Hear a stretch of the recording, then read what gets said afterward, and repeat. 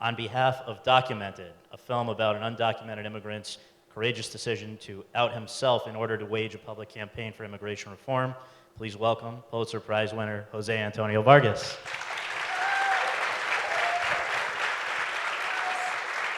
On behalf of Finding Vivian Mayer, a film about a career nanny who died in 2009 and was then found to have taken but never developed some of the 20th century's most amazing photographs, please welcome Charlie Siskel.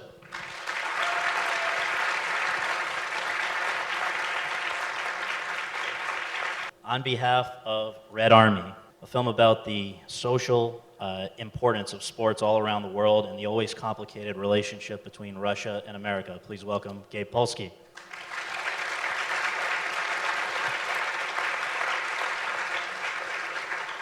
On behalf of Supermensch, The Legend of Shep Gordon, a film about a veteran Hollywood manager who has come to the conclusion that kindness is more important than fame, please welcome Mike Myers.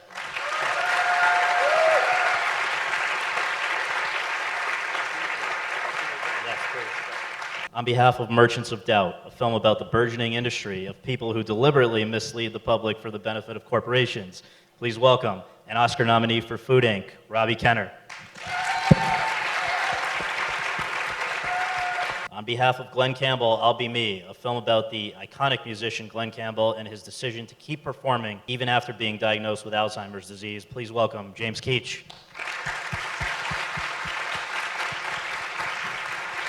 On behalf of Life Itself, a film about the remarkable life and remarkable death of America's most beloved film critic, Roger Ebert, please welcome an Oscar nominee for Hoop Dreams, Steve James.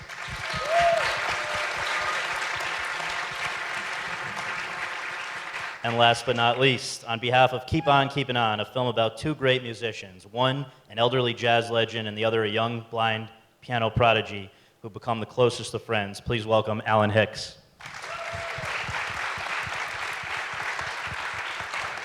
On behalf of everybody here, thank you guys for coming to Savannah and doing this, and for 8 great films. It's really been a true pleasure to get to watch each of them, I know for me, and I think most people have tried to schedule as many as possible here at the fest. It's tough to see everything, but if they haven't seen it yet, I suspect by the end of this conversation they will have it on their to-do list. But I guess to begin with, you've all come to documentary filmmaking in very different ways, or many of you in different ways.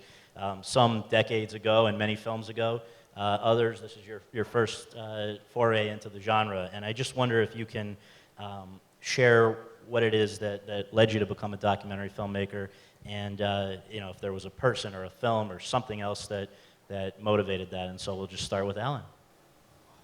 G'day. Well, what inspired me to become a filmmaker, it was very circumstantial. The character in my film is an elderly jazz legend called Clark Terry, and I had met him on a chance meeting in New York when I was studying as a jazz drummer, and we became good friends, and I ended up joining one of his bands, and I'd known him for about 8 years before I started making the film about him. And so it was my circumstance that led me to just have this idea of, why don't I start doing a film about this guy? And once I turned that corner towards making a film, then it became a full-time study of how to become a filmmaker, and how do I really represent this person and his relationship with his latest student, who was a blind piano player. And that's how I got into it, and it was a bit of a discovery for me, because I was a musician 100%, and then all of a sudden I took a left turn, and I've been really enjoying it and loving it, so that's how I got into it. And Steve, we're celebrating 20th anniversary of Hoop Dreams, so I mean, and I know that there's many others in between, but how did it begin for you, documentary filmmaking specifically? Well, I fell in love with movies. I wanted to make movies, not documentaries. But then when I started to study it a bit and then got exposed to documentaries, I think what I loved about it, you said discovery. What I loved about it was I wanted to tell stories, but in documentary, narrative stories. And I just love the idea of the kind of discovery process of you start out with an idea, hopefully it's a good idea, and with interesting people, but just sort of see where it leads and follow it, and the story's always evolving and just writing it. And, you know, when it's good, there's nothing better, I think, than being involved in other people's lives that way and deeply them letting you in. I would totally agree with that, but I started in the narrative world. A few years ago, I made a movie called Walk the Line, and I was asked by the producer of Glenn's last two albums, with my partner Trevor Albert, to meet Glenn, and he was going to go out and tour for his final album. I guess they thought maybe because I'd done a musical biopic that I could do a documentary, but. The experience for me was, it was much greater experience than actually doing narrative. Because as you said, I got to become involved with a lot. We thought it was going to be a 5.5-week tour that we were very reluctant to make, because how do you make an entertaining movie about a guy with Alzheimer's? But then you meet Glenn Campbell, and you do, because he was a very special guy. But it was the discovery that you go through when you're making a documentary is remarkable, and your life changes. My life has changed.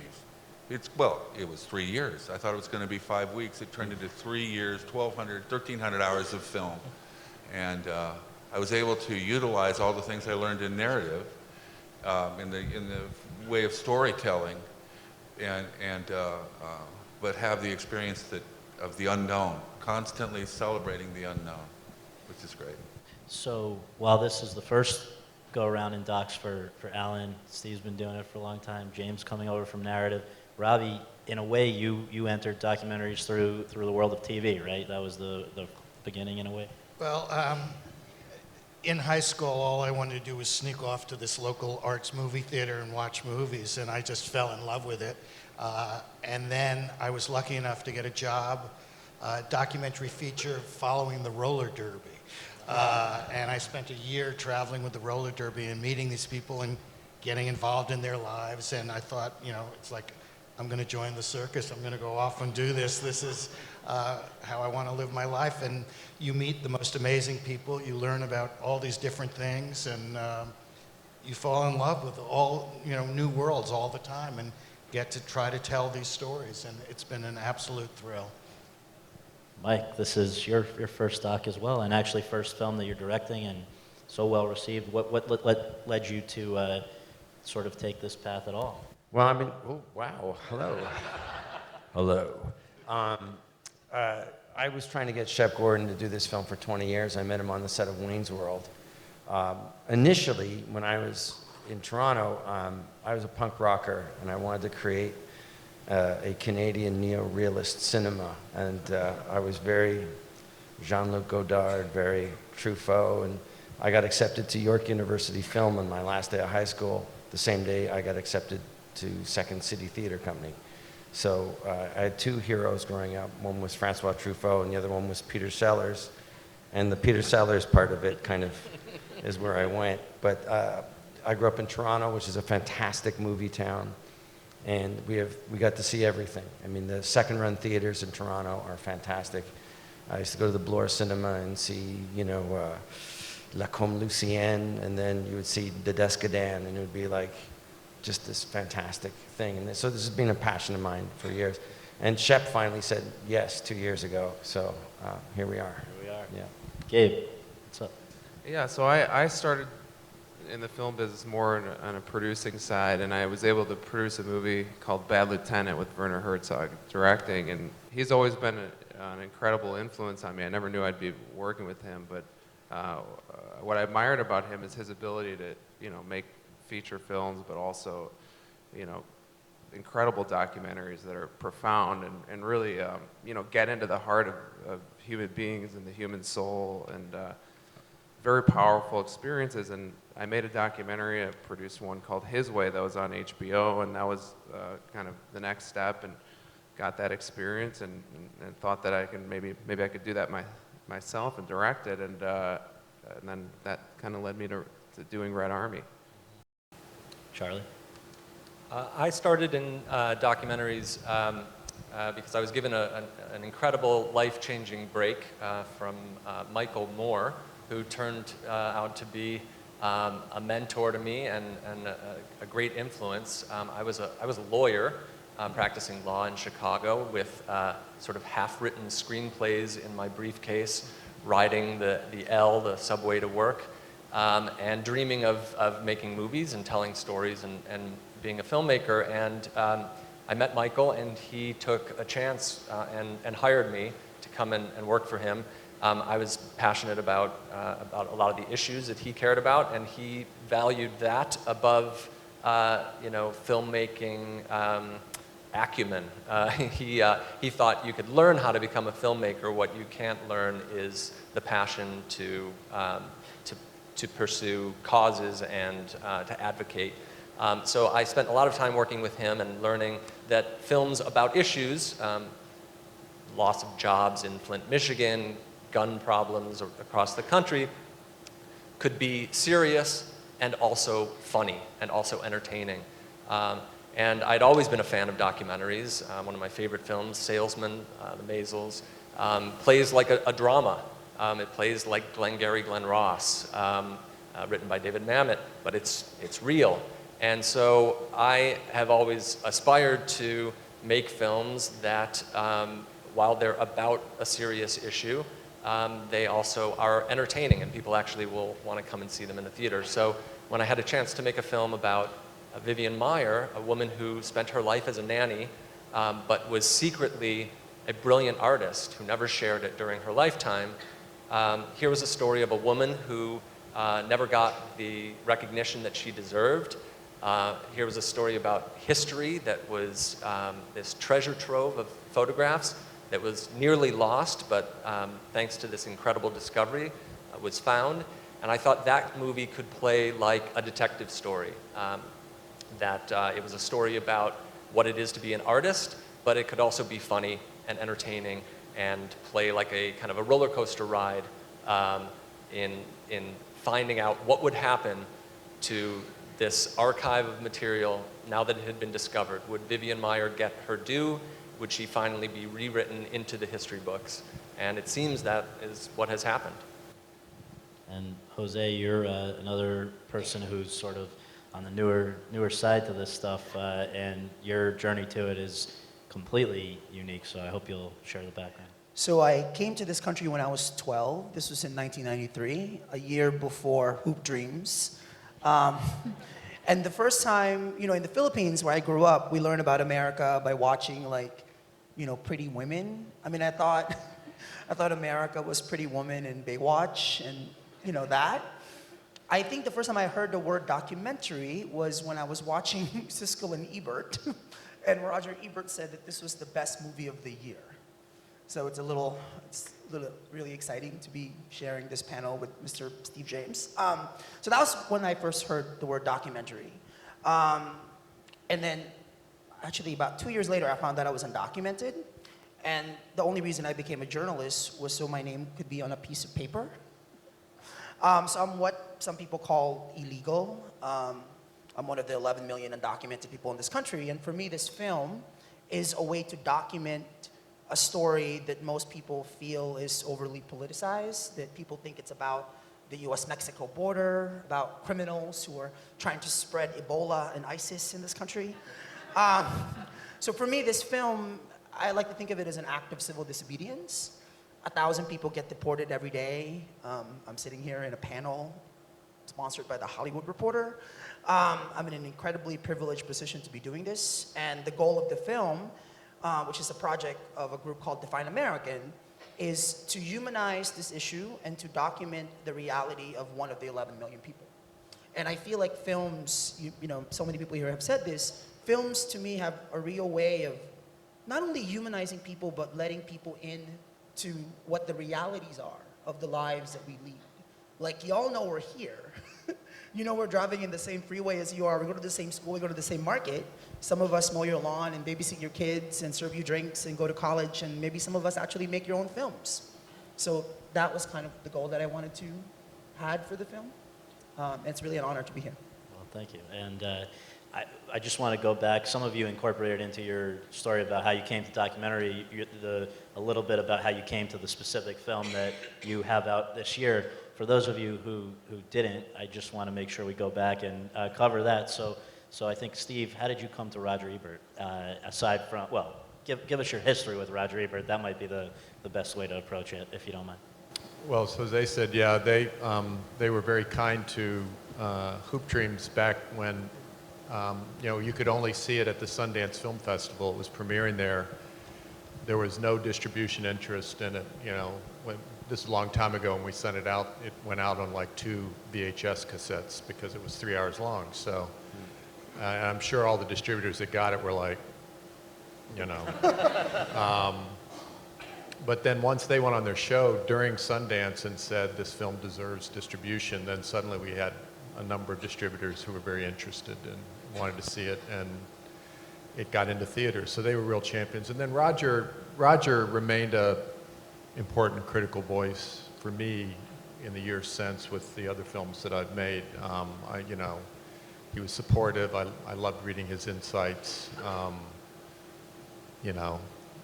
And so when the opportunity came along to do this film, I read his memoir, Life Itself, and honestly, if I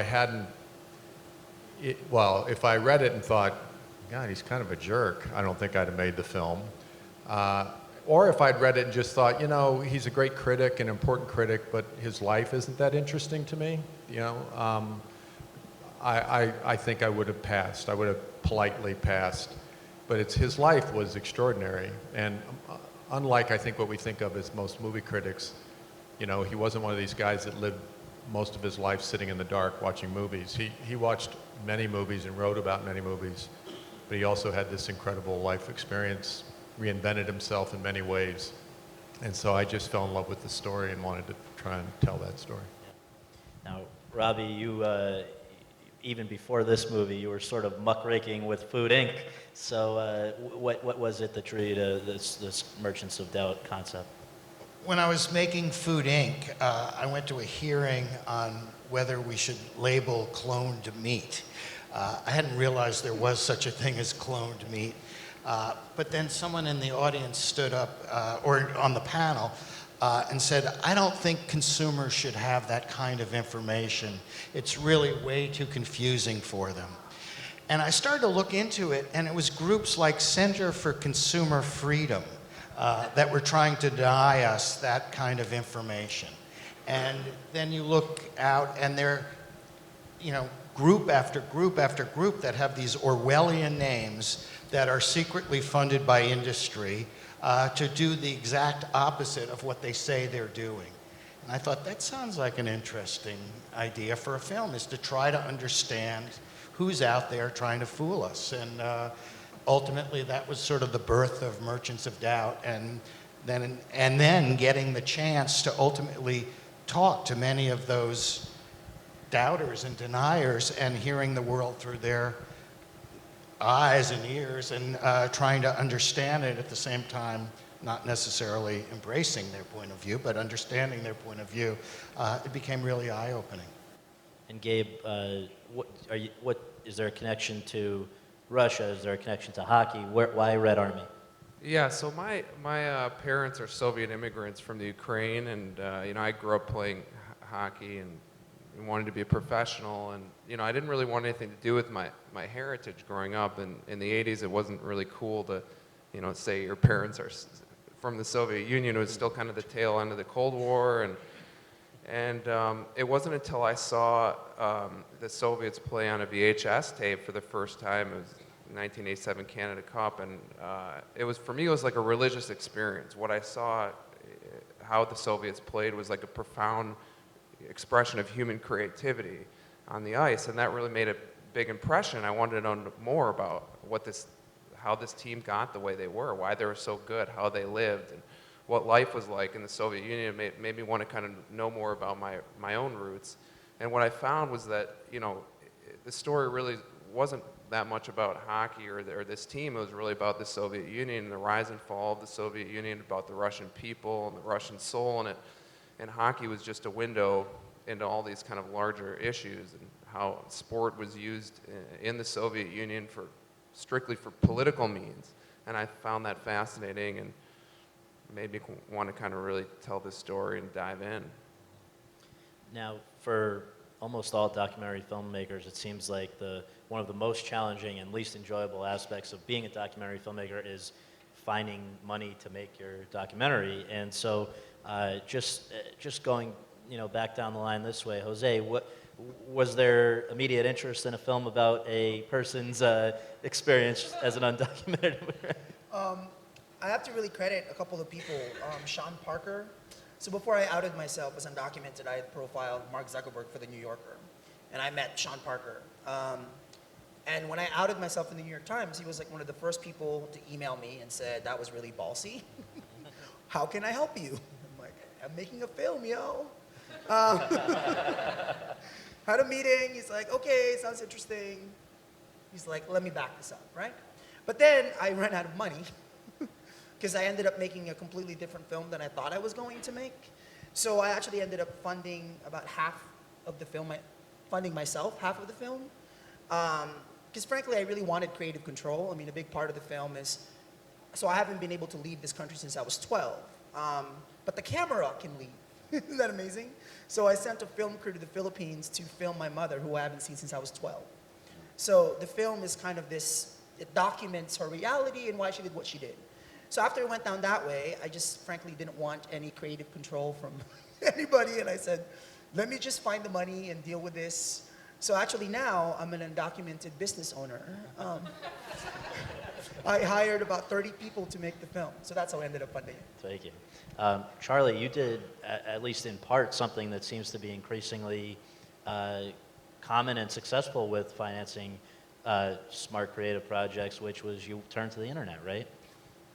I thought you were going to say you made it really cheaply, which is also true. We did a Kickstarter campaign, and it was very successful, and we are obviously indebted to the many people, some of whom may be here, who contributed to the film, wanted to see this story told.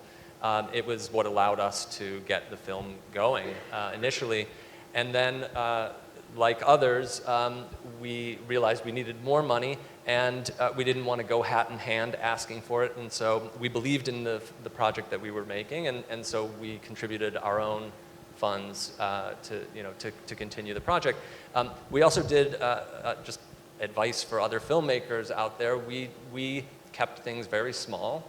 We did things ourselves. We did not hire a crew of 30 people. Our credits are very short as a result, which is also nice. In showing the film at festivals, it means that you don't have to sit through very long credits, and because it's the same handful of people that did all the jobs, and that also allowed us to not have too many cooks in the kitchen, and it's kind of more fun that way. Gabe? Yeah, so I initially I didn't have I had an opportunity where I was able to shoot basically all the subjects at the same time in Russia, and I didn't have much time to raise the money, but I did go to all the usual suspects, and I'm not going to name names, but and everyone said, oh well, why do we want to make a film about Soviet Union, about hockey? And I said, oh, it's not really about hockey, but I'm telling you should do it, and I didn't really get a great response. So the initial part I had to fund myself, and then once I had some footage, I raised private money and did it that way. Mike, what was the experience like for you with this? Very simple, which is I went to A&E and they said yes, which was fantastic. It was a shockingly low amount of money. There was hardly any crew, and everything was something like Sylvester Stallone's in it. Because he knows Shep, because Shep knows it's 6 degrees of Shep Gordon, And I had very nice luxury of when people found out I was doing a movie about Shep, people would go, I'd like to be in it. And I would, oh, okay, fantastic. And then it was like somebody who knew Sylvester Stallone did the interview in person because we only had him for half an hour on this one day. And so it was a lot of that stuff. I mean, it was a shockingly low amount of money, but, you know, and I edited it in my house, so that was the other thing too. If my wife Kelly is here, I want to thank you very much for letting me spend 2 years as we were raising our first child, editing in our house. So, Robbie, I'm curious. Okay, so Food Inc. was 2011, 2012, No, 2009. 209, yeah. Okay, 20. so so when you were making this, less than 5 years after this, really acclaimed, universally well received, Oscar-nominated movie. Does that make life any easier? Well, participant was very open to doing another film, and in some weird way, I think of Merchants of Doubt as being a sequel to Food Inc. in that it's about transparency and not letting us in to see how the world's really working. And participant was open. We needed to go out and find the other half of the money, and Pierre Omidyar came in right away and they were great supporters. The challenge was, how do you make an entertaining, fun commercial film about this subject? And so I was the slow one in the process. And James, it sounds like what you initially planned to do was very different, obviously, than what ended up happening. So did that affect your financing needs and all that? I would assume it did. You guys have all been to a concert, you know. Shooting concerts are tough. Shooting 100 or following a guy on 151 is really tough. And what you find out is we began shooting this just as a favor to Glenn, and it turned into many, many dollars coming from Jane Seymour, my partner, and Trevor, our company. We financed it, and it became a mission, a passion. When we discovered Glenn came to us knowing that he had Alzheimer's and knowing that this was going to be his last time out.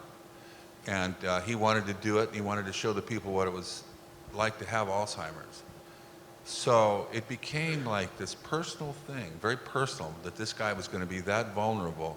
And so it became very personal to us that we're going to do whatever it takes, spend as much money as we can afford, and go as long as we can, as long as he can. So it became all about please, I hope lots of people go see it. I'm not sure we're going to make our money back. That's not the point. The point is, I hope we get to influence and change the lives of a lot of people the way Glenn wanted to. He did something that nobody else would do. He took such a risk. And so it infected us, and his wife and his children were his band and his partner, and it was just, it was an incredible experience. And if I'd gone to the studio and said, gee, I want to make a movie about a 76-year-old guy who used to be somebody that and nobody under the age of 40 knows who he is. And he's just announced he's got Alzheimer's, and we're going to shoot it, over a period of years. Would you finance this? And the answer would clearly be, you're out of your mind. And thank you for coming in.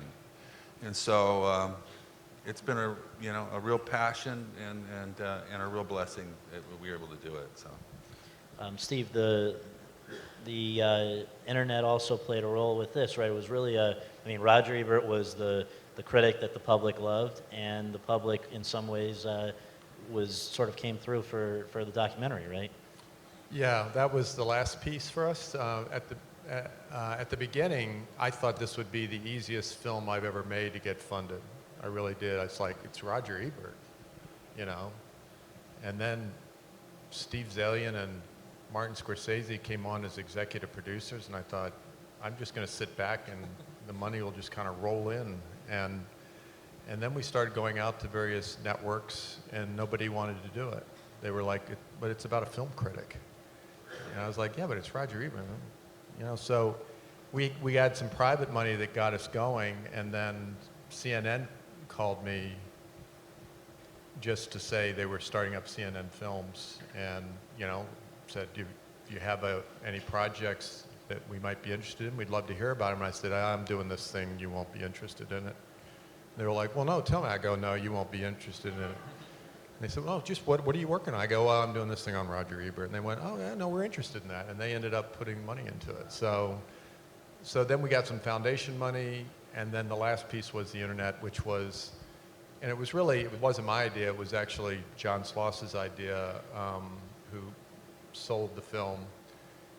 Because Roger was so popular on the internet in later years and had such a following, we probably could have gotten money at that point from another source, but we decided we wanted to do an Indiegogo campaign to really reach out to all his fans and make them part of this process. And so we did this thing which I don't think had been done before, where you could, the best perk was that if you contributed them when the film premiered at Sundance, we would live stream the film and the Q&A.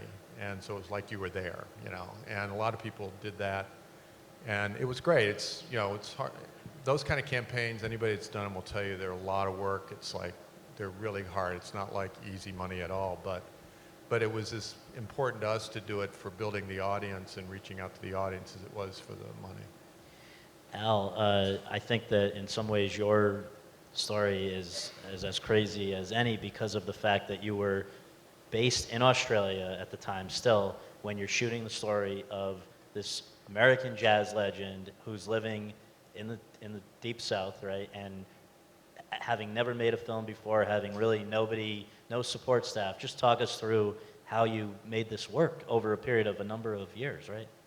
Yeah, so I'd been living in Australia at that time, and I'd come up with the idea for the film with a mate of mine who was a cinematographer from Australia named Adam Hart, and we just committed to it and then started saving money. We saved money for about 6 months and then moved over to the States, and we shot for 3 months and ran out of money, and we're like, oh, okay, it's going to be tough. And so we both just went and started working. I jumped on some tours and played music, and he went and did some other gigs.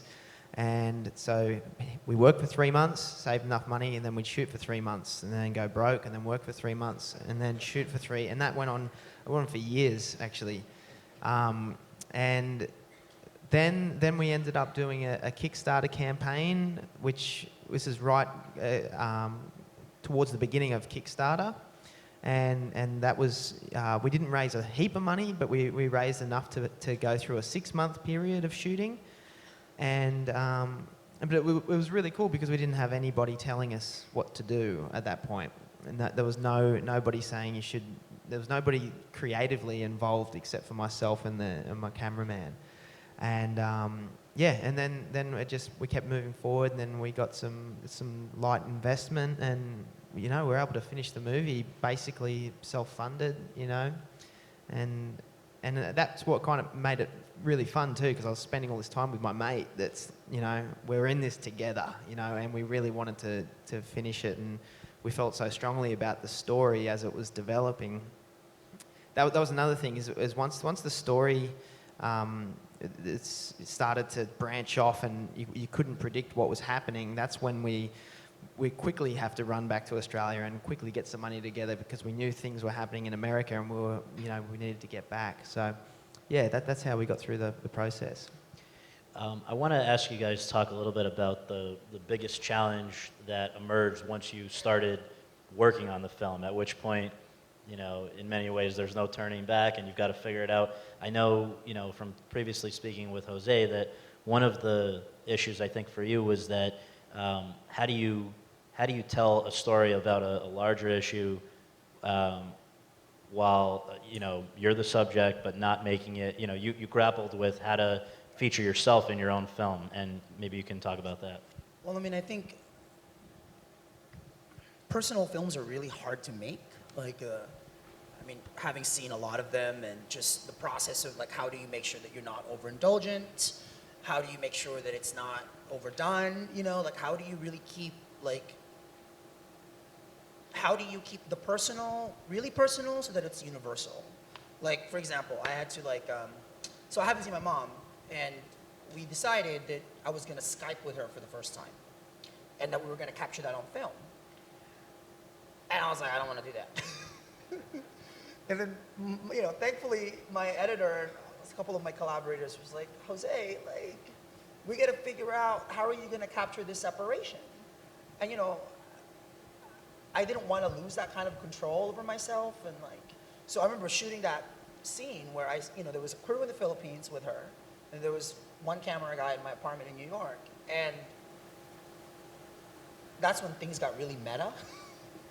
And then when I saw the footage, it became very clear that that was really the story, right? And I was fighting it all the way through. That's why I made so many mistakes, ended up costing more money, because I kept trying to resist that the story was that, right? That this is what happens when you separate people, and this is what happens with this system.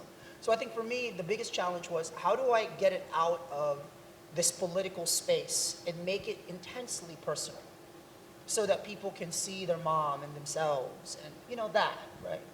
But I have to say, now that we've been screening the film all around the country, in places that may not be too friendly to immigrants, including some pockets of Georgia, I have to say, it's been really great.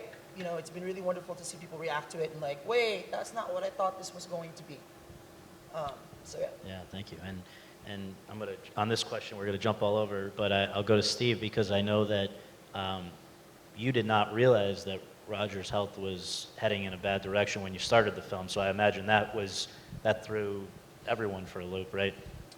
Yeah, we didn't start the film because he was dying, but he died 4 months into the making of the film.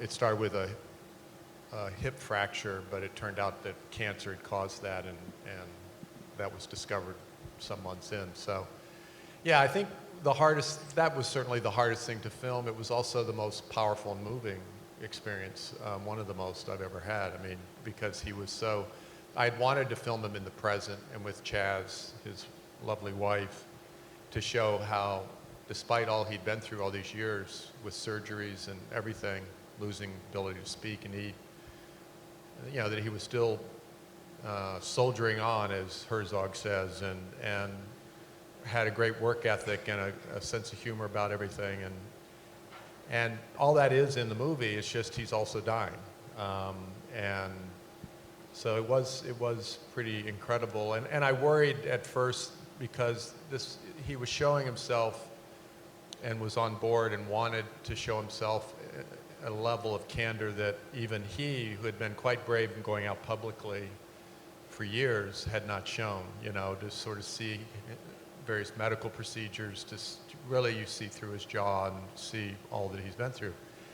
And I worried at first that would be really tough for the audience to take, because it was tough to look at, but he was so brave about that and so honest about it that, we show that, and I think when you see the movie, you get past that and see him and see just what an extraordinary guy he is. James and Al, I think that in addition to both of your movies dealing with music, you're also were, I think, sort of unique amongst this group, at least in the sense that you didn't know really where at all the stories that you were following were going. I think you, obviously, James, you knew it wasn't going in a positive direction, but Al, you, for people who may or may not have seen it, I mean, Clark Terry, one of the two central figures in your film, was very up and down health-wise as well. And so I just wonder, how do you even approach I mean, if God forbid either of these folks, I mean, as Steve encountered, if they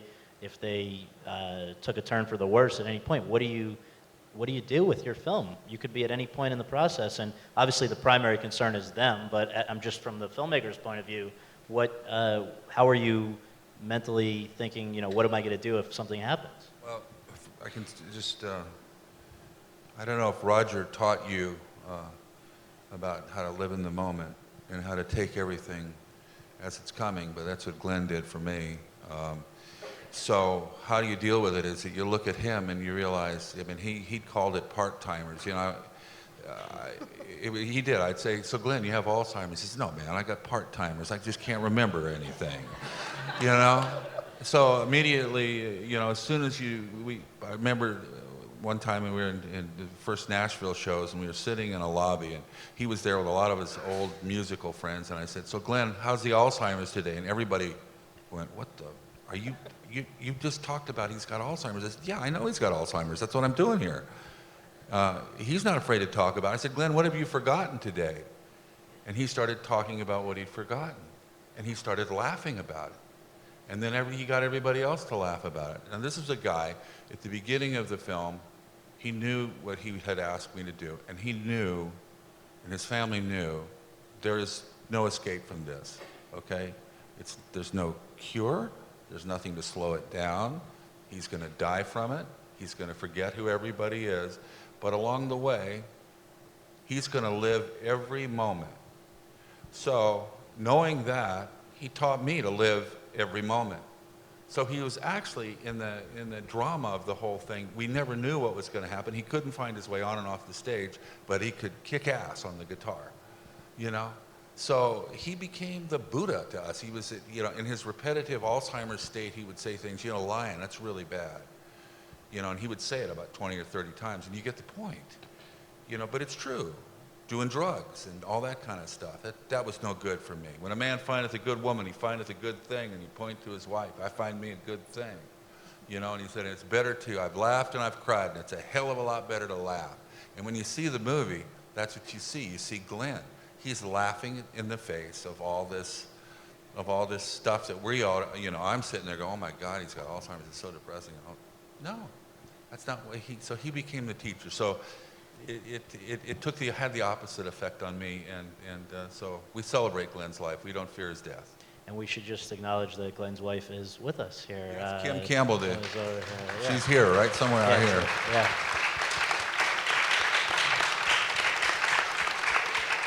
Al, same thing. I mean, Clark, up and down health. Justin, the other subject, we didn't know that his career was going to go in the direction that it did. Would you have had a story without many of these developments? Well, along the same lines of being a teacher, because I was fortunate enough to study with Clark, and studying jazz is all about studying improvisation across the board, and that's your main focus. And Clark, through this whole process, was teaching me how to improvise, and I quickly found out that with a documentary, you're just improvising all the time. The whole time, every little step of the way is just, okay, what do I do? Okay, I've got, it just keeps going and going. And so through the process with Clark, because he was like family for me, and, it got really tough in certain aspects. I don't want to give away the movie, but, there's an evening where he's essentially saying goodbye to his student, Justin. And, he's giving him all this advice and telling him he needs to try and find his own voice. And, so for the crew, it was really tough, because he was talking to me as well and telling me, make sure that I finish the movie if he doesn't make it through this situation. And so he was coaching me through the process, and and just continuing that education on how to improvise. And I'd see Clark, if you don't know much about Clark Terry, he taught Miles Davis and he taught Quincy Jones, and was in the Duke Ellington band and the Count Basie bands. And he's been this person that's helped bring this voice out for so many musicians throughout the years. And so I was always in awe of this man, and to have these one-on-one moments with him, and then to think that we're might lose him is, it was really emotional for the crew. So that was the toughest bit. And as soon as the cameras would go down, we'd be the first ones to jump in and give him a hug. And getting upset again, mate. Yeah, sorry.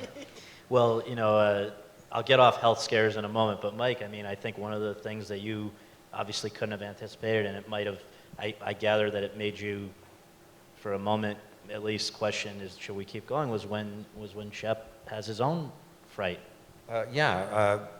I begged him for 20 years to do the movie. He finally said yes, and then a week in the filming, I got a phone call from his assistant that he was going to die.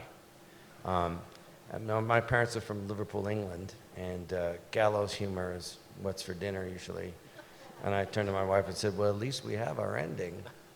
But I was freaked out, and it's in the film. The whole film is about our culture right now is really obsessed with fame, and being a public person who didn't really want to be a public person, believe it or not. I'm very grateful it happened, very happy it happened, but now I have 2 kids. It's a very, very odd focus in the culture. As if fame is, you ask a young person, what do you want to do? And they go, I want to be famous. And you go, I think you really want to, to be a celebrity is to be celebrated for achievement, not to just your willingness to give up your privacy. And when Shep, who had toiled in the field of celebrity his whole life, ends up, dying, it was just him and his paid assistant. And that was very, very resonant to me that, family's where it's at. And that's what Shep's whole thing is that this thing of, wanting to be a famous person is not, fame is the industrial disease of creativity, not an end, And that's what I really wanted people. And so when he was sick, it just so happened that here was a fantastic, clear example of what the wages, and it has reproductive harm, fame, I didn't have my family till I was 48 because it just becomes this thing that is a funhouse mirror distortion of reality. And what's so fascinating in a way is that this is a guy who, in Shep Gordon, who... He worked at Chernobyl of fame, yeah. Yeah. So that's the... Yeah. And he eventually came to the realization. Now, Gabe, the story that you're telling, and also Charlie and Robbie, is different in the sense that, I guess, largely it's focusing on events that have already happened. I'm not saying that they don't apply to the present or the future, but it's a lot of archival material, a lot of past footage. And I'm just wondering, is it perhaps in the course of trying to piece these many parts of the puzzle together that you encountered your greatest obstacle? I mean, Charlie, your co-director, John Maloof, found these photos and that started this journey. Where along the line did you face your greatest concern? Yeah, I think that's right. Vivian Maier was a nanny who was secretly a brilliant photographer. She chose not to share her work, and so it went unseen. And in finding people who knew her, we hoped to find people who knew her as a photographer, but we didn't. All we were able to find were people who knew her as a nanny, people who employed her, children that she took care of. And so inherently, we had a skewed picture of the subject of our film. We had a group of people who were speaking on her behalf who didn't know her at all.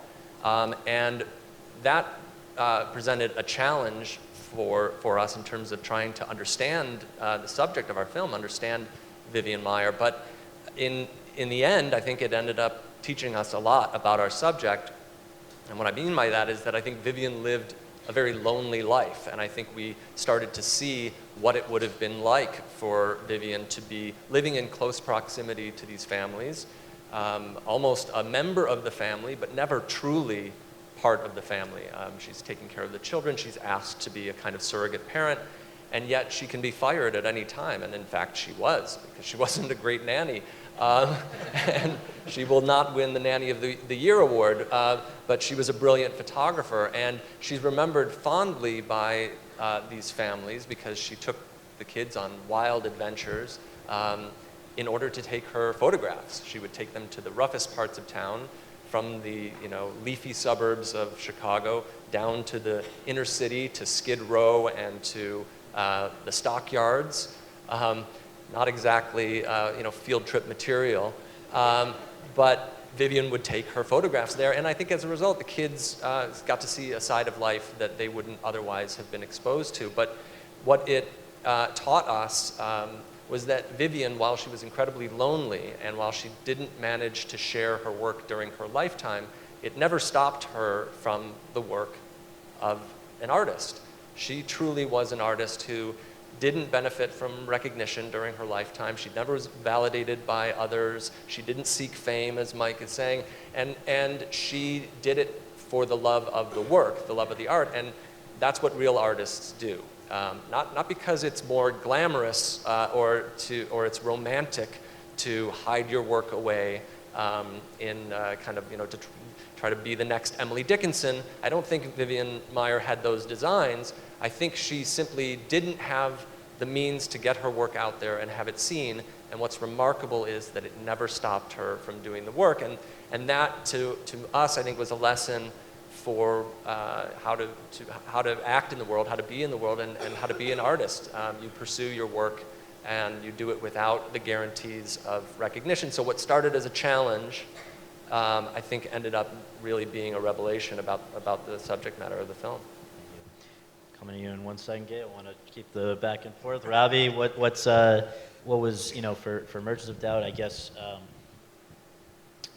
was there, I think one of the most amazing things about your film is, I don't know how you found some of this archival material, and I don't know how you could have told it without some of the material. So was a lot of your challenges and frustrations done in a library somewhere, a video library, or how did it, tell us? I think the big one was ultimately realizing the heart of the matter was these people who were able to create confusion and doubt whether tobacco is bad for us when they knew for 50 years it caused cancer and it's addictive, or people who had gone from tobacco who were then able to make it a state law that we have to put chemicals in couches that don't protect us from fires but cause cancer. And it's a law that we have to use it. So how do you get these people to come on camera and talk to you and explain what they do? I called the man who had gone on to make it, got the firemen to, he realized if you're going to make it a law to put chemicals in couches, go after the people who are going to probably be most against you. And he convinced the firemen that they should, this is their cause and they should do it, even though it caused them cancer. Many of them got cancer from it. And I called him up and asked him, you're so good at what you do. His last memo said, if you can do tobacco, you can do anything. And I said, you're so amazingly successful. And he said, and I said, we go on to talk about many issues and science, and climate change is one of them. And he said, you could take Jim Hansen, the leading climate scientist, and I could take a garbage man, and I could get America to believe that garbage man knows more about science. So the challenge is, how do you get these guys to go on camera? That particular person, Peter Sparber, declined, but numbers of others came forward. You got some Mark Morano. amazing, it was unbelievable. You, as a viewer, you're looking at it and you say, I can't. Did you drug these guys to get them in? It's unbelievable that they would think that it's in their interest to be talking to you. Well, Mark is charming. He's smart. He's very smart, and he explained. He took the hard questions. He was honest, and he told us what he did. Yeah, that was amazing. And Gabe, I guess similar to the way I phrased it just now, I'm wondering, you come up with amazing archival footage, not just the stuff that everybody in a minute recognizes, do you believe in miracles or whatever, but, and then also tracking down these guys who really haven't discussed in depth what you wanted to talk about. So talk about that, please. Yeah, one of the first lines in my film, I asked the protagonist what it was like to live in the Soviet Union. What was it like, because most people, especially kind of in North America, have no idea how these people live.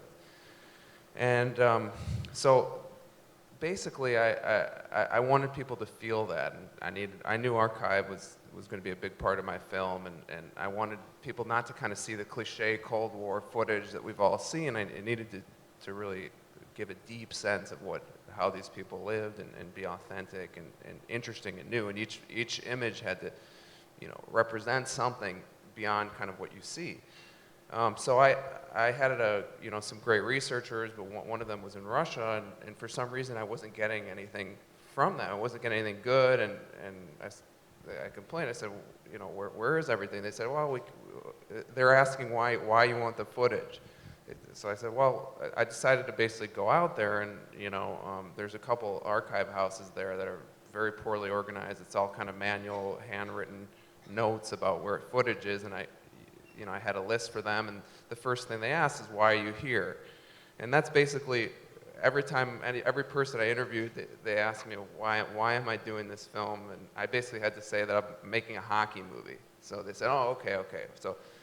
So they let me, basically it was all organized with 35 millimeter film in Russia, shelves and shelves of it. And they themselves didn't know this footage hadn't been seen for over 40 years. And so they kind of said, well, we think it's here. So basically they gave me, maybe 10 rolls of film, and I would start and get on the Steinbeck and look through the footage and tape what I thought was good. But it was a process, a 2-week process that I had to just basically look through cans and cans of film trying to find interesting stuff, and that's how that started. Yeah. One of the things that I've been talking to a number of the directors up here about over the course of this week is just, I think that documentaries in the last few years have gotten better, more interesting, just as it's obviously a generalization, but if you go back and look at the movies, the documentaries that were, nominated for Oscars, or sort of very much part of the discussion, even, 25, 30 years ago, I think if you put those against the top 25 that are out this year, any number, I just find that it's so, the depth of what's out there is so much, or it's so much deeper now, and I wonder, A, if you agree with that, but also, B, what might be the reason for that? Is it the cheaper equipment, lighter equipment? Everybody can be a filmmaker if they want to apply themselves. And B, some of the interesting techniques that are being used, including by you folks up here. And I want to start with Steve here on this, because one of the things that was robbed of Roger Ebert by his illness was his voice, and yet you, in a very interesting way, and we'll talk about other people's ways of doing, sort of unexpected things, but you have somebody providing Roger Ebert's voice, and I wonder if you can talk about that as well. Sure. Well, yeah, in that case, I mean, when we were putting the film together, because I wanted to base it on his memoir, and so the film's got the same title as the memoir, I really wanted the memoir, among other things, to kind of provide the narrative voice, literally, of the film. His writing, because his beautiful writing, it's the best writing of his career. And so when we were editing the film, we would use the book on tape for editing purposes, the guy read the book is an actor named Ed Herman.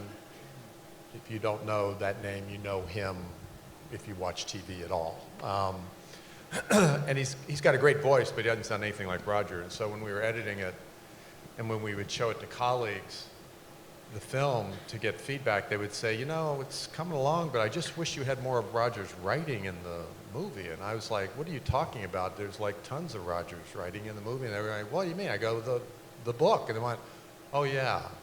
And it was because this guy didn't sound anything like Roger. And so we actually found this guy. It was actually Chaz, Roger's wife, that found him,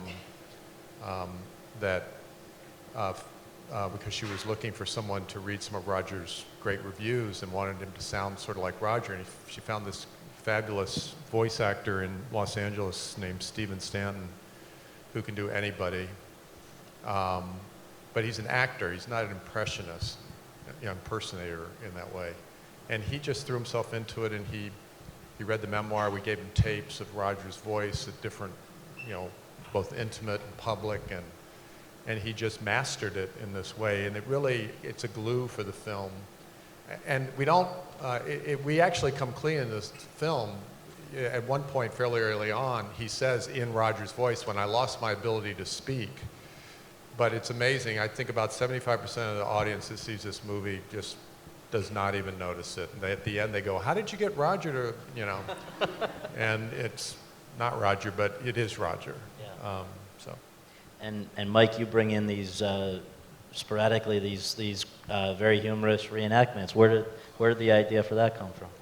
Well, I mean, there have been reenactments in documentaries before. What I was trying to do was do approximations, not reenactments. A lot of the biggest influence for me is F for Fake, which is the Orson Welles documentary, and Haskell Wexler's Medium Cool, where I hate to use this word. Wow, it's been used up here before, meta, which is a perfectly fine word. Forgive me. I personally never know if I'm using it right. But sort of an acknowledgement that maybe he isn't telling the truth. And perhaps he's an unreliable witness to his own story. And what I wanted to do was just a little bit of approximation spackling in between actual footage that we had. But we didn't have him falling down when he got knocked out. We didn't have, and so I said to my wife, I said, "Do you know anybody that looks like Shep Gordon?" And without missing a beat, my wife said, "A tough gal from Boston." She went, "Matt Sweeney." What? And so I call up my friend Matt Sweeney, and I dressed him up like Shep. I got my friend who's a makeup guy at Saturday Night Live, and he looked exactly like Shep in the footage. And we sort of incrementally lace it in to it be that he sort of replaces the actual footage after a while. But then I thought, well, I have to come clean to the audience, so I shot one where he looked right at the lens, like what? No, that was great. And I know Robbie has magic and magicians and all of that in there. And as the last of this round of question, can you just jump in on that? And then we're gonna have one last bit. Yeah. In the making of Merchants of Doubt, we realized that these guys felt like magicians. They were amazing what they were able, how they were able to fool us at the cost of our health and the cost of the planet. And we were talking, and I thought, we need a magician to sort of tell us how he does what he does. And so we have this metaphor of magic that runs throughout the film. And at one of the card tricks that Jamie Ian Swiss, who is the magician, who's quite amazing, wonderful. I'm still in awe watching the film 25 times of what he's able to do. He does a trick that is just amazing where you pick a card, you look at it, and he puts it back in the deck, he turns over the cards, and your card's not there. It turns out it's under his glass. And then we play the trick backwards, and you see what he does. And as he says, once revealed, never concealed. And ultimately, that's the metaphor for our film. And using magic and using animation become new devices to help make documentaries more entertaining. The last thing that we're gonna do here, I'm gonna ask you guys just as succinctly as possible to share what it's been like. You finish your film. You now are going through the process that we're still going through now, getting this out to the world. Some of you have been through this many times. Others, it's first go around. What have you made of just literally the circuit of first to get your distributor, which is its challenge in itself. You get it out to the festival world as you've been doing, and now it's sort of it's going out. Your baby's going out to the world. Just as succinctly as you can, if you can summarize what that's been like for you, and what's it like to give birth to your doc, Alan? Oh, mate. Succinctly. It's been unbelievable with, you work on something for so long and you are the only, for a while, you're kind of the only one that knows or believes in it, and then there's an opportunity that people might not like what you did, you spent all these years and, they might, hey man, that sucked, but so to jump onto the circuit, to have a distributor pick up your film and to be going around and meeting all these filmmakers and seeing all these people in the same boat, and to have people watching your film and talking to you about it and being moved by it, it's a pleasure and an honor, and I I could do this forever. I could keep going and talking to people because you believe so much in it, and if and when I meet filmmakers now, I just want to give them a hug because I just know how bloody hard it is, Well, and on those lines, Jose, I overheard last night you were saying, I'm a little sick of talking about myself, right? You say. So, just jumping into what you said, like, there's two things I had to think about. One, I'm done. Like, after I edited the film, I saw a therapist, because it's just that, and then to move on. But then I think the thing is to, like, not, I made a film to say that we exist in this way. And so then how do you show the film to people that really kind of preaches beyond the choir? I think for me, that's been the biggest challenge, right? And I think we've been very deliberate about that. So that's probably, for me, been the most pleasurable thing. Is like making sure that you're really engaging people in conversations. Well, your film sort of definitely has. And Charlie? I love doing this. I could keep doing panels and Q&As forever. But the other great thing is that this is a film that really was dependent on the internet. I don't know that Vivian Maier would be the household name. As photographers go, I think she's as recognizable as any photographer today.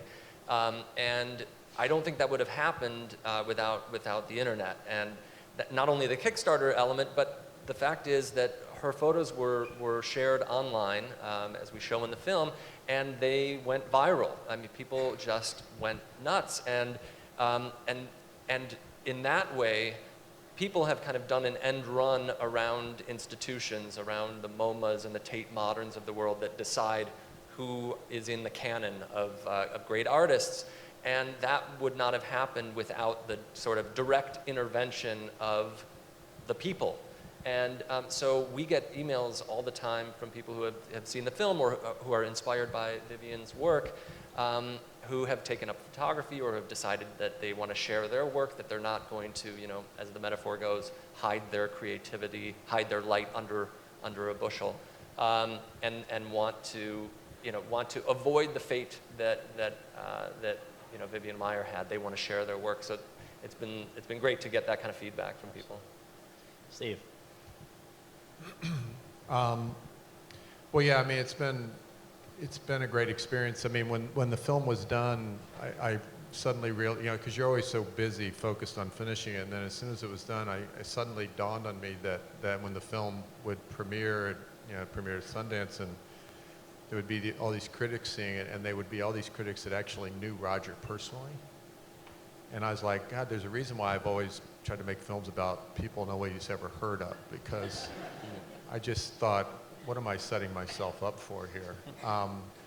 But fortunately, many of them responded to the movie, but they just loved Roger, and Roger had such an impact. And I really discovered that so many younger critics who couldn't have watched him growing up found him, and he was a profound influence. And then I found that so many people, people would come up and tell me their Roger stories that they had encountered. Sometimes they were Roger stories as in something they read of his, or they saw him somewhere, and were, affected by, the cancer and the way he dealt with it.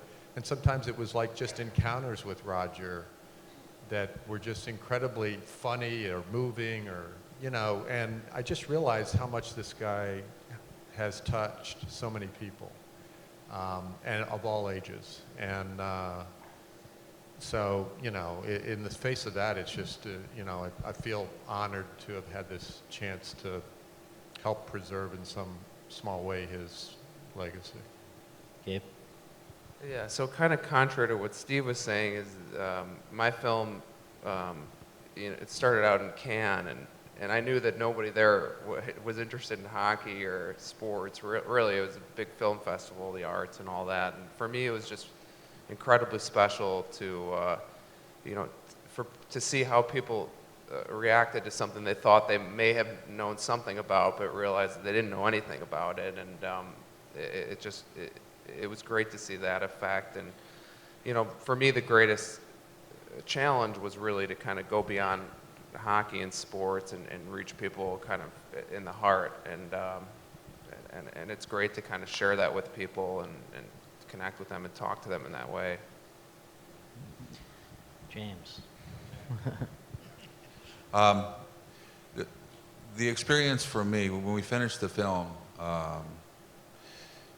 and we showed it the first time, we went back to Washington, and some people, all the way along, we'd shown little clips, because we didn't know how long Glenn would last. We'd show a clip to it, and we'd show it to an Alzheimer's group. And we'd show it to people who were going through the experience at Glenn, and it was connecting with them, and they were saying, and they kept us moving forward. They really empowered us to want to keep going. And so at the end of the 3 years, we took it to Washington, D.C., and we had a screening in a small little gallery. And a man came up and said, I saw Glenn on the tour. And he said, I've been a fan of this guy's my whole life. He got me through college, and I really hope the film is good. And so did I. And so at the end of the film, he came walking up to me and he said, here's my card. My name's Mike King, and I run an organization called Volunteers of America. And we service, we have 16,000 people working for us, and we service the underclass, and we take care of people with Alzheimer's and people who don't have any money. And he said, if I can help you in any way whatsoever, I will. So Mike King gave us money to distribute the film, the Volunteers of America, and then the Mayo Clinic stepped forward. They saw the film, and it was because when they saw the film, they saw that Glenn was trying to change the conversation about Alzheimer's in America and do it in an entertaining way, only like Glenn Campbell can. This was Glenn Campbell singing the song, literally. So we got Leading Age, Volunteers of America, the Mayo Clinic, all these folks. And never in my life as a producer have I ever had anybody offer me money to distribute something and not ask for the money back until the filmmakers made their money back. Because they felt like, because we had so much skin, so much in the game, we had spent so much time and effort to try and bring this thing forward, they too wanted to do that. So it was a reaffirmation to me that there was goodness in the world, and that you know, you can make films like all you guys have made that are going to change the conversation in our country. And it's so cool to be able to do this. Ravi, you want to? Well, I love coming to these festivals. I love getting to watch everybody's movie. It's such a treat to do that. And it's a lot more relaxing to come to the festival with a distributor. So we're lucky that Sony came on board right before we got to the festivals. And a real treat was we went to Telluride, Toronto, New York. The press saw it, and people started saying, you know, we have to change who we are after watching the movie. And BBC said they're not going to allow deniers on the air anymore. They need real people who do real science. And that was really heartfelt. And hopefully you can entertain and change the world in some way. Mike? I'm very, very thrilled to do these. I haven't done many of them. It's very satisfying to, you know, it's making a film is kind of like doing it and sending it out into space, and then many years later you get feedback on it, you know. You know, Shep is, hopefully this movie, Supermensch, will dispel two sort of commonly accepted bromides. One, that nice guys finish last, and alternately, that cheaters never prosper, you know. He's sort of in between there. It's the passion he has for artists, Shep, that his art form is career. And it's almost like his art can only be viewed, it's Christo-sized, it can only be viewed from a helicopter, because he agrees and adds and heightens and explores all of these artists and tries to find out what is the essence of what they do and then get it out to people. He loves artists, which is such a yummy thing. And I think also too, I put so much of myself into this because I love Shep, because he's such a generous and good guy. And to have an audience follow it and laugh and cry and it was like, that was designed to touch your heart, and it did. I can't believe it. And having people kind of say to me, I have to live my life differently now, which is a very, very satisfying thing. and yesterday for people who weren't there when Shep joined Mike. Big standing ovation when he came out. When he left, it was and when you for the film. But amazing. And I think we'll leave it there. Thank you, Scott, and thank you all of you for joining us, guys.